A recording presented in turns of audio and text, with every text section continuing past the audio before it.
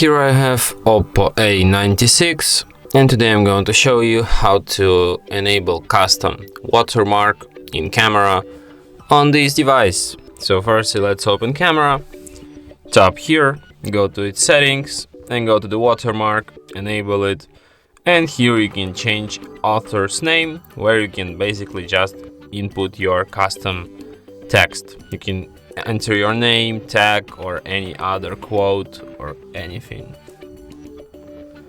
Something like that. And now every photo you take will be marked with your custom watermark, just like this. And that's it. Thanks for watching. If you find this tutorial useful, don't forget to hit that like button and subscribe to our channel.